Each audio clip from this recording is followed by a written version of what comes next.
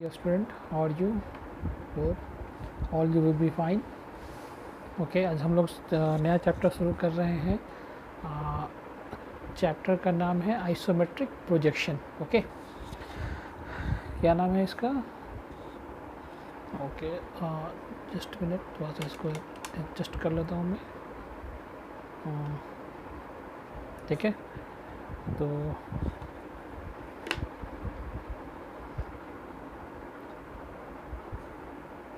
Okay, तो chapter is isometric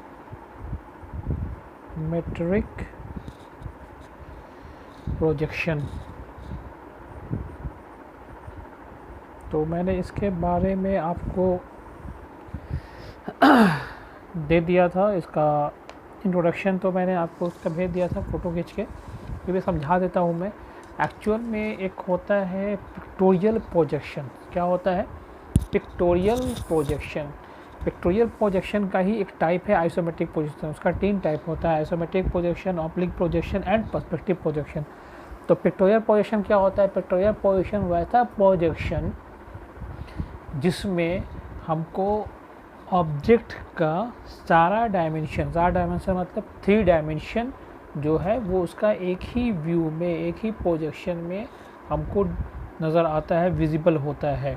ठीक है, तो पिक्टोरियल व्यूज क्या हुआ? पिक्टोरियल प्रोजेक्शन हुआ. Pictorial view shows all the 3 dimensions of an object which are useful to understand about that object. क्या हुआ?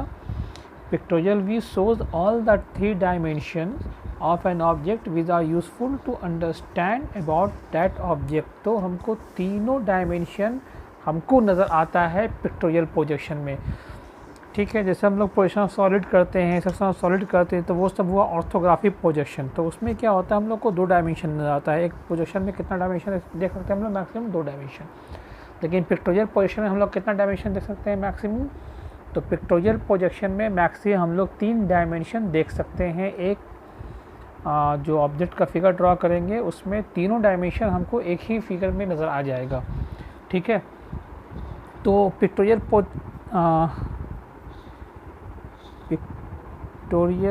प्रोजेक्शन इसका टाइप होता है, कितने टाइप का होता है ये? पहला हो गया आइसोमेट्रिक प्रोजेक्शन,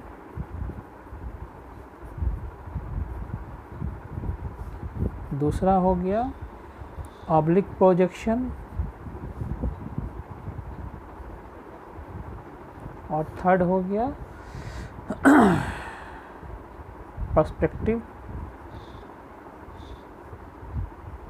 प्रोजेक्शन. ठीक है, तो 3 प्रोजेक्शन जो होता है, ये 3 प्रोजेक्शन किसका टाइप हुआ? आइसोमेट्रिक प्रोजेक्शन का. कौन कौन हो गया? सॉरी, पिक्टोरियल प्रोजेक्शन का. Isometric projection, oblique projection, perspective projection. In other words we can say that isometric projection, oblique projection and perspective projection is used to draw of an object, drawing of an object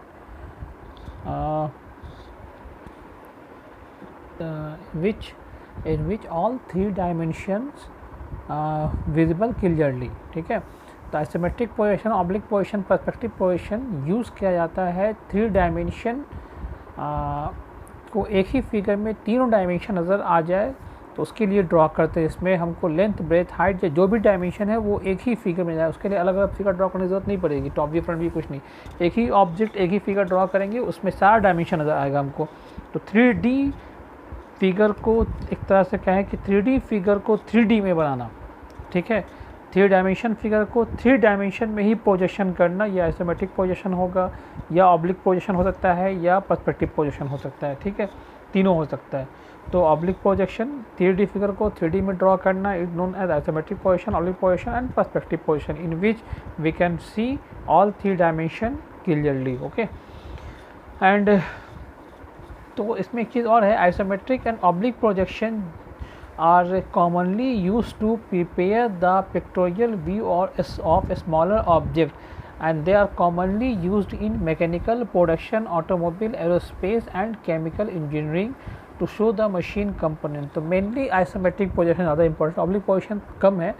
तो mainly isometric position का application कहाँ पे होता है, तो ये जो होता है बेसिकली इससे हम लोग स्मॉलर ऑब्जेक्ट का पोजीशन करते हैं, ठीक है। तो इसलिए स्मॉलर ऑब्जेक्ट में पोजीशन बनाते हैं स्मॉलर ऑब्जेक्ट का। इसके वजह से इसका यूज़ जो होता है बेसिकली यूज़ कहाँ होता है इसका बेसिकली यूज़ होता है मैकेनिकल इंजीनियरिंग,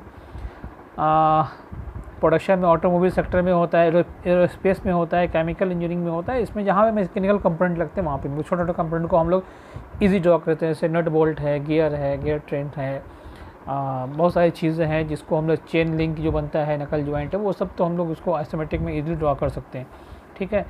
और ये जो है पर्सपेक्टिव व्यू क्या होता है, पर्सपेक्टिव व्यू का जो बेसिकली यूज़ है ये लार्जर ऑब्जेक्ट को फिगर ड्रॉ करने में होता है पर्सपेक्टिव व्यू, ठीक है।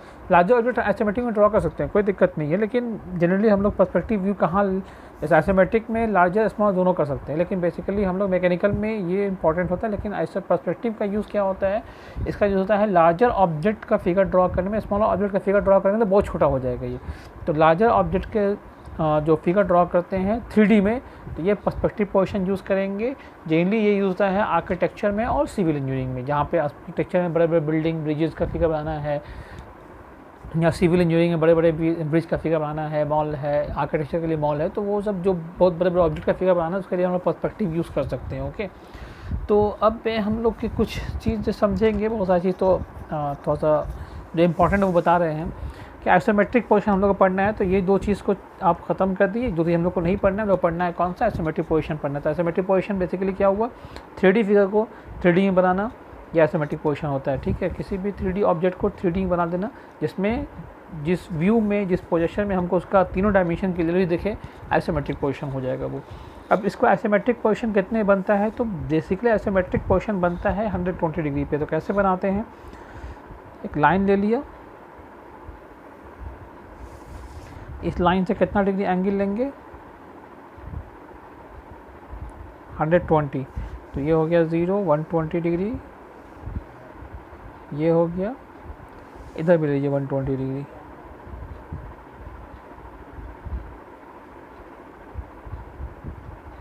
ये हो गया। तो यहाँ से ड्रॉ कर दीजिए,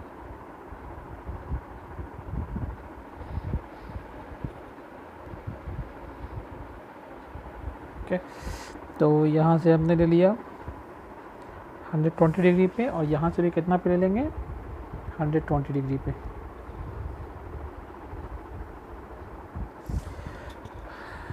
ये कितना एंगल हो गया, ये भी हो जाएगा 120 डिग्री, ये हो गया 120 डिग्री, ये हो जाएगा 120 डिग्री, ठीक है।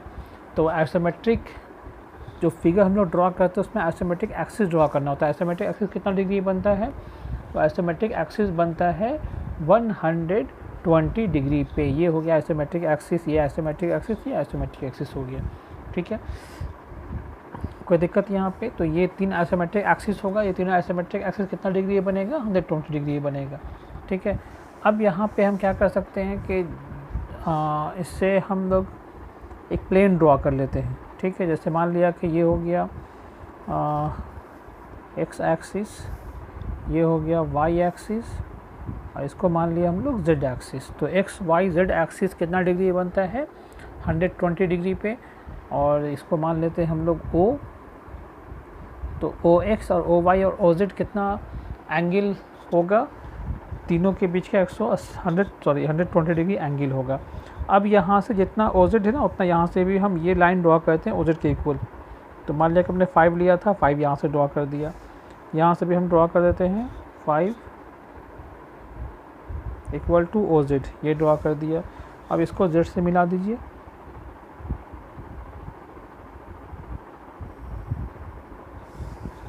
इसको मिला दीजिए,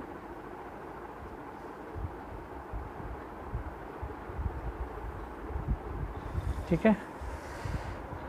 अब इसके पैरेलल, जैसे ये है ना, ये जो लाइन ड्रॉ किया किसके पैरेलल ड्रॉ किया हमने, ओ जेड के पैरेलल। अब हम एक लाइन ड्रॉ करेंगे किसके पैरेलल, ओ एक्स के पैरेलल। किसके पैरेलल ड्रॉ करना है, ओ एक्स के पैरेलल ड्रॉ कर दीजिए यहाँ से। पैरेलल टू ओ एक्स और यहाँ से पैरेलल टू ओ वाई। ठीक है, ड्रॉ कर दिया। अब यहाँ पे कुछ चीज़ समझिएगा, हम लोग दो चीज़ समझेंगे यहाँ पे। आइसोमेट्रिक लाइन क्या होता है? Isometric line, a line which is parallel to iso axis, a line which is parallel to iso axis is called isometric line। Okay, तो अब हो गया क्या हुआ isometric line? A line parallel to isometric axis is known as isometric line. उसके बाद non isometric line क्या होगा? नॉन आइसोमेट्रिक लाइन वैसा लाइन जो किसी भी आइसोमेट्रिक एक्सिस के पैरेलल नहीं हो, उसको हम लोग कहेंगे नॉन आइसोमेट्रिक लाइन। ठीक है, तो any line which is not parallel to any of these isometric axis, which is not parallel to, दिख रहा ना? हाँ, any of these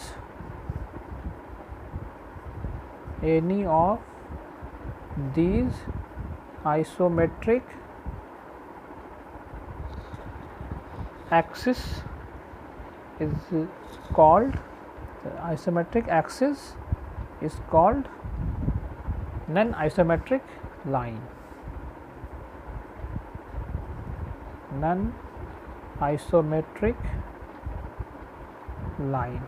ठीक है, तो जो आइसोमेट्रिक एक्सिस के पैरेलल होगा उसको आइसोमेट्रिक लाइन कहेंगे, जो आइसोमेट्रिक एक्सिस के पैरेलल नहीं होगा उसको हम लोग नॉन आइसोमेट्रिक एक्सिस कहेंगे, लाइन कहेंगे। अब ध्यान देते हैं कि इस लाइन का नाम दे दीजिए, इसका हम नाम दे रहे थे, सपोज़ करिए कि इसको दे देते हैं Z1 या A कर दीजिए, इसको कर दिए B, इसको कर दीजिए C। ठीक है, तो A B C 3 पॉइंट दिया हम। तो AX जो लाइन है, ये लाइन किसके पैरेलल है? ये आइसोमेट्रिक एक्सिस आइसो लाइन होगा या नहीं होगा? कैसे पता करेंगे हम लोग कि ये लाइन आइसो लाइन है या नहीं है? तो AX लाइन जो है ये किसके पैरेलल है? OZ के। OZ आइसोमेट्रिक एक्सिस है ना। कौन कौन आइसोमेट्रिक एक्सिस हो गया? तो आइसोमेट्रिक एक्सिस जो हुआ वो कौन कौन है? तो आइसोमेट्रिक एक्सिस है XYZ है, मतलब कहने का मतलब OX है, OY है और OZ है। These are the isometric axis. Any line is parallel to these isometric axis is called isometric line. तो ये OZ के पैरेलल है, इसका मतलब ये कौन सा लाइन होगा? आइसोमेट्रिक लाइन होगा। ये भी OZ के पैरेलल है, तो ये भी कौन सा लाइन होगा? आइसोमेट्रिक लाइन होगा। ये लाइन किसके पैरेलल है? ये आइसो लाइन है कि नहीं है, कैसे पता करेंगे? तो ये लाइन किसके पैरेलल है? ये लाइन पैरेलल है OY के, तो इसका मतलब ये कौन सा लाइन होगा? ये भी आइसोमेट्रिक लाइन होगा। किसका आइसोमेट्रिक लाइन है? तो OY का। किसका पैरेलल है? तो आइसो एक्सिस OY उसके पैरेलल है। ये आइसो लाइन है कि नहीं है? ये भी होगा। ये लाइन किसके पैरेलल है? तो ये वाला जो लाइन है, ये लाइन X एक्सिस के पैरेलल है, ये X एक्सिस के पैरेलल है, इसलिए ये भी क्या होगा? आइसो लाइन होगा। अच्छा, ये लाइन किसके पैरेलल है? CX, तो CX parallel to Y axis, तो ये भी आइसो लाइन होगा। अच्छा, ये किसके पैरेलल है? YC, YC parallel to X axis, तो ये भी आइसो लाइन होगा। ठीक है, तो ये लाइन आइसो लाइन है। किसका आइसो लाइन हो गया? ये X एक्सिस के पैरेलल है, इसलिए ये लाइन क्यों आइसो लाइन हुआ? क्योंकि ये Z के पैरेलल है। उसके बाद ये लाइन क्यों हुआ? क्योंकि ये Y के पैरेलल है। तो जो वैसा लाइन जो X आइसोमेट्रिक एक्सिस के पैरेलल होगा उसको हम लोग कहेंगे आइसो लाइन। ठीक है, ये क्लियर हो गया। नेक्स्ट आगे हम लोग बढ़ते हैं। अब एक चीज़ है आइसोप्लेन। आइसोप्लेन क्या होता है? तो आइसोप्लेन को समझते हैं हम लोग। आइसोप्लेन का मतलब आइसोमेट्रिक प्लेन। ये क्या होता है? तो कहता है a plane which is parallel to the faces of the isometric plane, या क्यूब कहते हैं। एक्चुअल में ये क्यूब का पोजीशन से आइसोमेट्रिक एक्सिस समझाते हैं हम लोग। ये किसका पोजीशन हो गया? ये आइसोमेट्रिक व्यू कहिए या पोजीशन कहिए, क्यूब का होता है। इसमें ये जो एक्सिस होगा ये कौन सा प्लेन होगा? तो ये X और Z से बना हुआ है, तो ये हो गया XZ प्लेन। ये कौन सा प्लेन होगा? ये हो जाएगा y और z से बना हुआ है तो नोन एज YZ प्लेन। ये किस प्लेन से बना हुआ है? ये x और y से प्लेन से बना हुआ है तो known as term as XY plane. तो क्या होगा? Isometric plane, a plane parallel to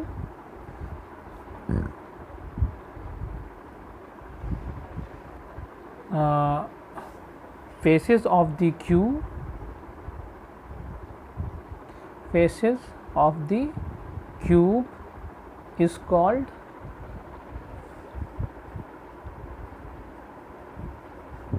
isometric plane। Okay,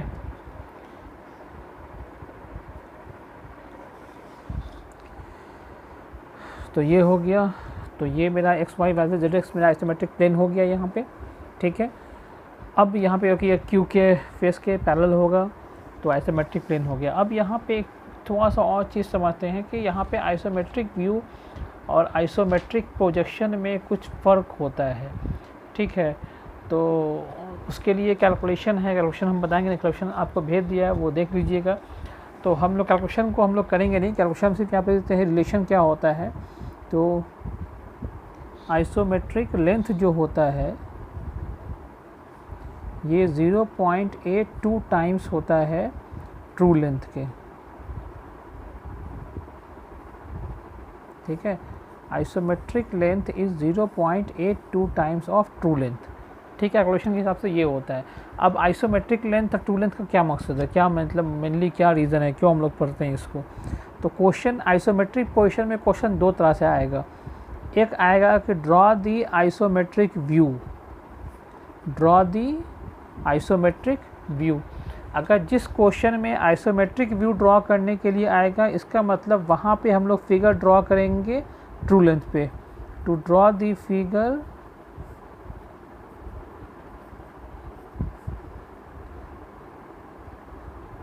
as taken true length,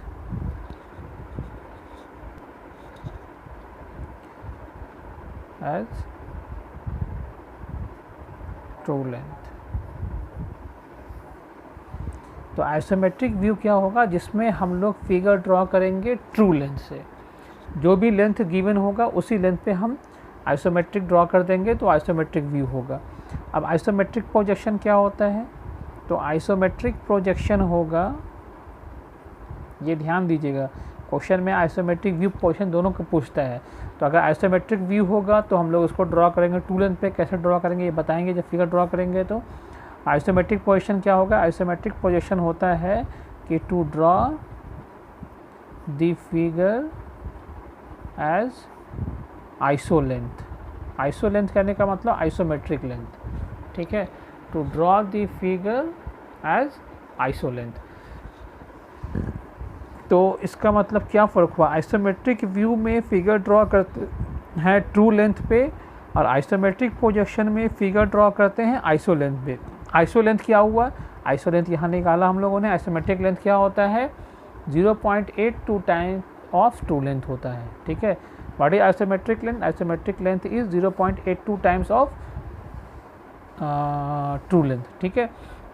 तो जो ट्रू लेंथ आएगा उसको 0.82 से मल्टीप्लाई कर देंगे, आइसोमेट्रिक लेंथ निकल जाएगा। इसका मतलब यहाँ पे दो चीज़ समझ लेना आप लोगों को कि आइसोमेट्रिक व्यू आएगा तो जो लेंथ दिया हुआ है उसी लेंथ पे फिगर ड्रॉ कर देंगे। अगर आइसोमेट्रिक पोजीशन कहेगा तो उस लेंथ को रिड्यूस करेंगे, छोटा करना, कितना छोटा करना होगा, 0.82 टाइम्स, पूरे लेंथ को 0.82 टाइम्स कम करना होगा।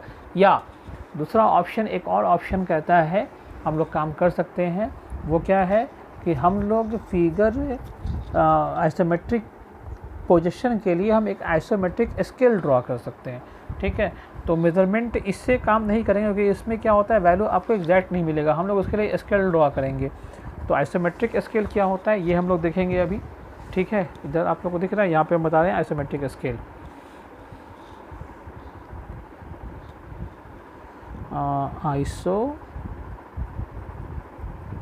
आइसोमेट्रिक स्केल, ये क्या होता है isometric scale, isometric scale is used to find the isometric length, ठीक है।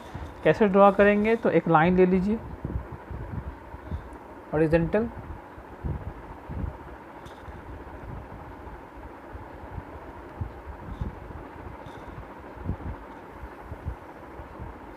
लाइन ले लिया। अब यहाँ से हमको दो लाइन ड्रॉ करना है, दो एंगल ड्रॉ करना है। एक हम लोग ड्रॉ करेंगे 30 डिग्री पे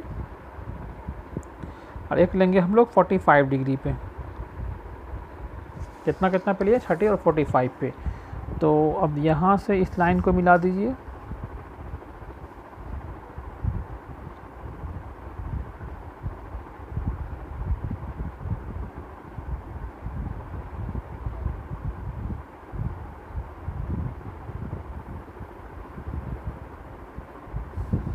और यहाँ से 45 वाले से इसको मिला दीजिए।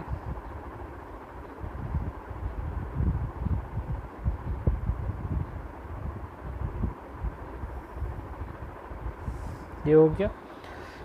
तो ये कितना पे ड्रॉ किया हम लोगों ने, 30 डिग्री पे, और ये कितना पे ड्रॉ किया हम लोगों ने, 45 डिग्री पे। ठीक है, अब करना क्या है कि दो लाइन ड्रॉ हो गया है, तो एक लाइन पर हम लोग लेंगे आइसोमेट्रिक लेंथ को और एक लाइन पे ट्रू लेंथ आएगा। ठीक है, तो एक पे ट्रू लेंथ हम लोग मार्क करेंगे, आइसो लेंथ निकल जाएगा। कैसे निकलेगा, ये जो 45 डिग्री पे ड्रॉ किया ना, इस पे आप ट्रू लेंथ मार्क करिए। मान लिया कि हमने यहाँ पे ट्रू लेंथ मार्क कर रहे हैं, जितना आप ले सकते हैं, मैक्सिमम 7-8 तक लीजिएगा। तो जैसे ये 1 सेंटीमीटर हुआ ना, तो यहाँ पे 1 centimetre, 2 centimetre, 3 centimetre, 4 centimetre, 5 centimetre, 6 centimetre, 7 centimetre, 8 centimetre, 9 centimetre और 10 सेंटीमीटर तक हमने मार्क कर लिया। ये हो गया। ये कितना का हो गया, 10 मिलीमीटर। 1 सेंटीमीटर मतलब मिलीमीटर हो गया।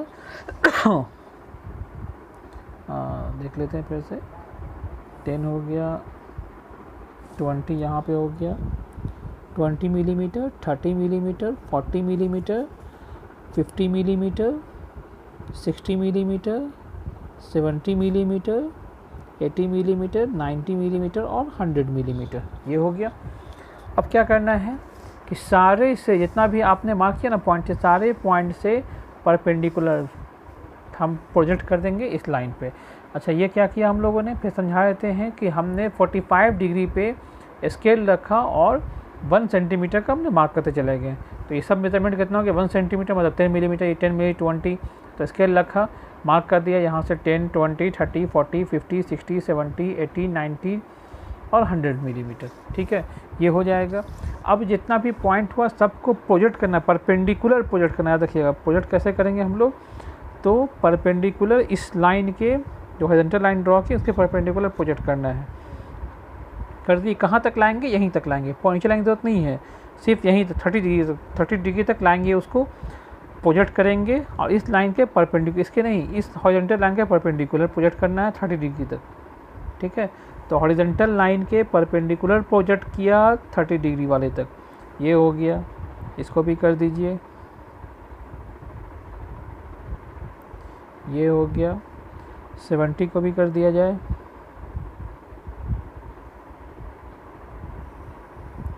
सॉरी, यहीं तक करना था। इरेजर कहाँ है,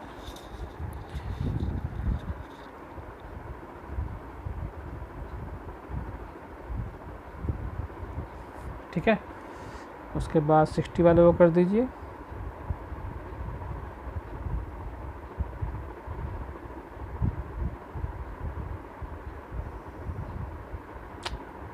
यहीं तक रखना है, ठीक है, बाद में डिलीट कर देंगे उसको। उसके बाद इसको प्रोजेक्ट कर दीजिए।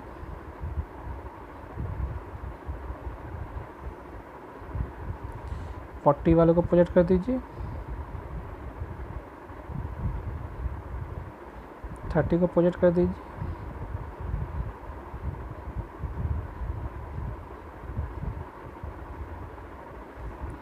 ट्वेंटी को,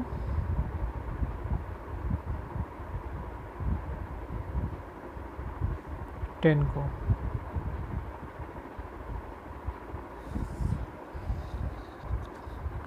हो गया।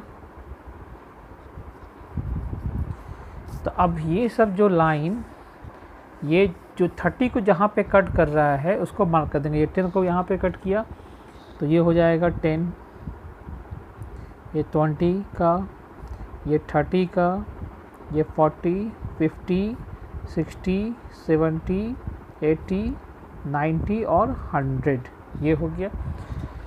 ठीक है ना, तो यहाँ तक मार्क कर लिया हम लोगों ने, कोई दिक्कत नहीं। अब यहाँ पे ये ध्यान देना है कि ये जो हो गया, तो ये जो 45 डिग्री पे लिए ये होगा ट्रू लेंथ। यहाँ पे कौन सा लेंथ लिया आपने, स्केल रख के मार्क कर दिया, मतलब जो स्केल का लेंथ वही इसका लेंथ, इसका मतलब ट्रू लेंथ हुआ। और जो 30 डिग्री पे आएगा, ये 30 डिग्री पे जो लेंथ मिलेगा ये कहलाएगा आइसो लेंथ, मतलब ये हुआ आइसोमेट्रिक लेंथ। कैसे हुआ, 10 का ट्रू लेंथ ये, आइसोमेट्रिक लेंथ क्या होगा, ये होगा। कैसे मेज़र करेंगे इसको, कंपास से मेज़र करना होगा, तो कंपास रखेंगे यहाँ पे और इसको मेज़र कर लेंगे, 10 का आइसोमेट्रिक लेंथ हो गया। 20 का आइसोमेट्रिक लेंथ मेज़र करना होगा, तो ये स्केल, अच्छा जहाँ भी आइसोमेट्रिक पोजीशन कहेगा बनाने के लिए, आइसोमेट्रिक व्यू कहेगा तो कोई इशू नहीं है, ट्रू लेंथ पे बन जाएगा। लेकिन जहाँ आइसोमेट्रिक पोजीशन कहेगा तो ये स्केल ड्रॉ करना मैंडेटरी है, क्योंकि हमको हर लेंथ को कन्वर्ट करना होगा आइसोमेट्रिक लेंथ में। हर लेंथ को किस में कन्वर्ट करना होगा, आइसोमेट्रिक लेंथ में, इस लेंथ में। तो ये लेंथ को हम मेज़र कर सकते हैं, लेकिन मेज़रमेंट से अच्छा है कि एग्जैक्ट होता है। तो बिना इसके स्केल के हम कन्वर्ट नहीं कर सकते, दिक्कत होगा कन्वर्ट होने में। ये अगर फार्मूला याद है ठीक कर सकते हैं, लेकिन इससे एग्जैक्ट नहीं होता है, एग्जैक्ट के लिए ये होता है। तो बेटर है कि हम ये तैयार करें। तो जहाँ भी आइसोमेट्रिक लेंथ कहेगा, आइसोमेट्रिक पोजीशन कहेगा, इसका मतलब आइसो लेंथ पर ड्रॉ करना है। आइसो लेंथ के लिए हम ये आइसोमेट्रिक स्केल ड्रॉ कर लेंगे। तो 20 का ट्रू लेंथ हो गया ये वाला ऊपर में, ये 20 का ट्रू लेंथ हुआ। इसका आइसो लेंथ कौन सा होगा, तो इसका आइसो लेंथ हुआ ये, ठीक है। 30 का आइसो लेंथ क्या होगा, ये होगा।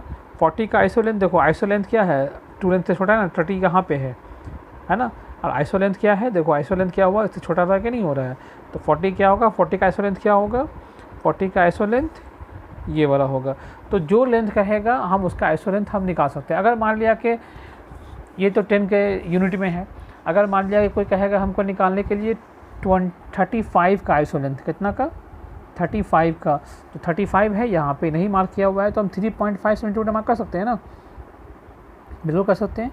तो यहाँ 3.5 यहाँ पे मार्क कर दिया, जितना कहेगा। अगर 31 कहेगा 3.1 मार्क करेंगे, 32 कहेगा 3.2 मार्क करेंगे, जितना भी कहेगा। तो ये बीच में हम मार्क कर दे, 35 मार्क कर दिया, यहाँ से 3.5 सेंटीमीटर लेके मार्क कर दिया। अब 35 का ऐसे मिल जाएगा, अब इसको नीचे हम प्रोजेक्ट कर देंगे, इसको प्रोजेक्ट कर दिया, ये किसका हो गया, 35 का। सिमिलरली हमको 92 कहेगा, तो कितना लेना होगा हमको, 92 मिलीमीटर ले लीजिए यहाँ से। तो 92 मिलीमीटर हम यहाँ से ले लिए, ठीक है, ये हो गया 92 मिलीमीटर। अब इसको हम नीचे प्रोजेक्ट कर देंगे,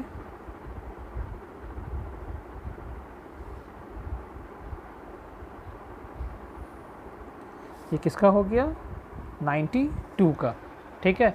तो जो भी हमको ट्रू लेंथ देगा उसका आइसोमेट्रिक लेंथ निकल जाएगा, 91, 92, 95 जो भी रहेगा वो इजीली निकल जाएगा। उसका ट्रू लेंथ मार्क करिए, आइसो पे प्रोजेक्ट कर दीजिए, ये बन जाएगा, ठीक है।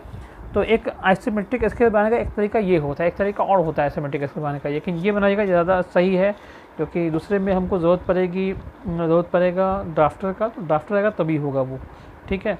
तो वो भी सिखा बता देते हैं, वो दूसरा कैसे बनेगा वो भी देख लीजिए आप लोग। तो ये हो गया first type of iso scale, second type of iso scale, sorry दिख रहा है आप लोगों को,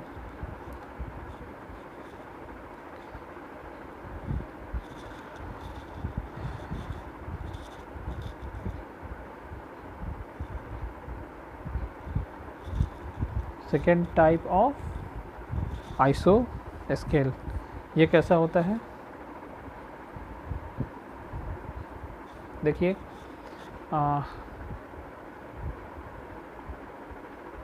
ठीक है, दिख रहा है। यहाँ पे एक लाइन ड्रॉ करना है,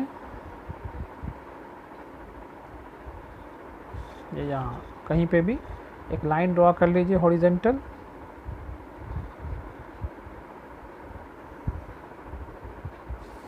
ड्रॉ हो गया, ठीक है। अब यहाँ से हमको एक लाइन ड्रॉ करना है 15 डिग्री पे। कितना डिग्री पे ड्रॉ करना है? 15 डिग्री पे।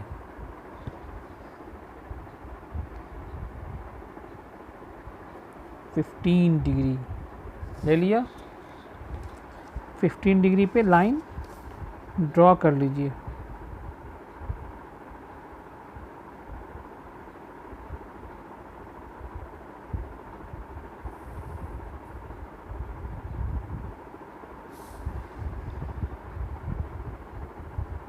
ये हो गया। अब यहाँ से इस कॉर्नर से हमको लाइन ड्रॉ करना है कितना डिग्री पे? 45 डिग्री पे। लेकिन कैसे? पहले यहाँ देखिए, ये जो लाइन हॉरिजॉन्टल ड्रॉ किया इस पे हम लोग मार्क करेंगे ट्रू लेंथ को। किस पे मार्क करेंगे? इस पे। तो इस लाइन पे मार्क करना है ट्रू लेंथ को, मार्क कर दीजिए। तो ये हो जाएगा 1 2 मतलब 20 30 40 50 60 70 80 90 और 100। ये मार्क कर लिया। तो जो हॉरिजॉन्टल लाइन है इस पे मार्क करना है ट्रू लेंथ को। ठीक है, 40 50 60 70 80 90 एंड 100। अब यहाँ से 100 जो है, यहाँ से जो आप पॉइंट मिला है इससे अब हमको लाइन ड्रॉ करना है 45 डिग्री पे। कितना डिग्री पे? 45 डिग्री पे। ये कहीं पे कट करेगा इस लाइन को जो 15 पे ड्रॉ किए हैं।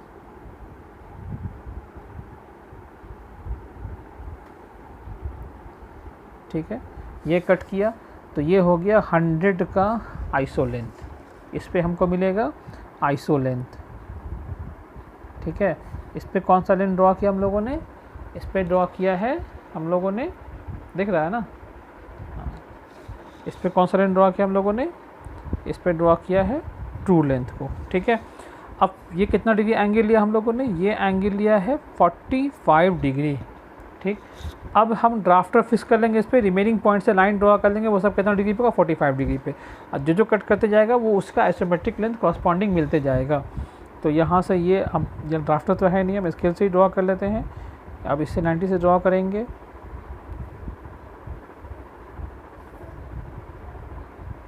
तो इसलिए यहाँ पे होगा कि ड्राफ्टर के बिना ये एक्यूरेट नहीं बनेगा।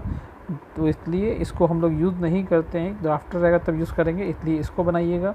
इसमें ड्राफ्टर के बिना भी हम लोग का काम चल जाता है, क्योंकि 30-45 डिग्री मेज़र करना है तो प्रोट्रैक्टर से मेज़र हो जाएगा, कोई इशू है नहीं।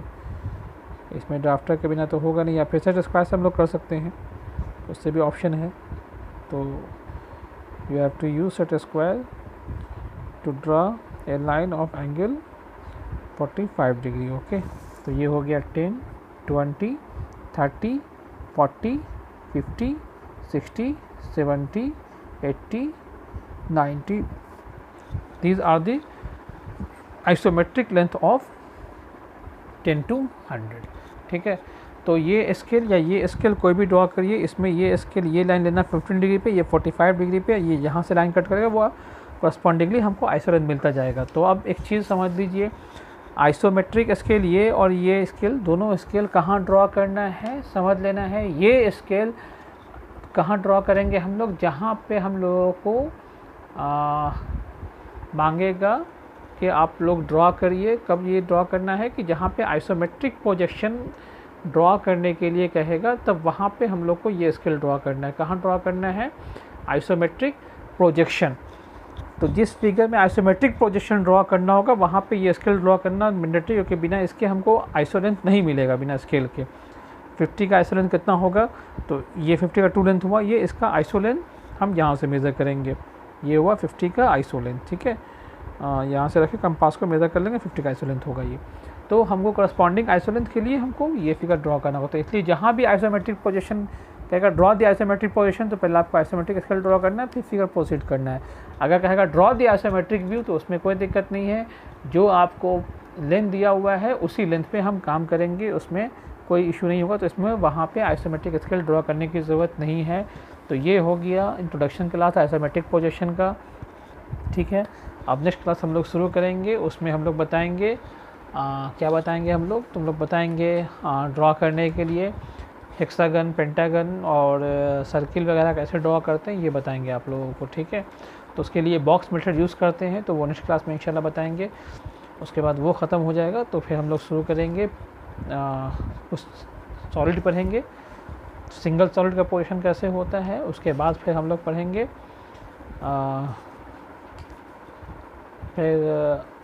हम लोग पढ़ेंगे कंपोजिट, या कहते हैं हम लोग के कॉम्बिनेशन ऑफ सॉलिड पढ़ेंगे, मतलब एक सॉलिड के ऊपर दूसरा सॉलिड रखा रहेगा, ठीक है। तब तक के लिए गुड बाय, टेक केयर, अल्लाह हाफिज़।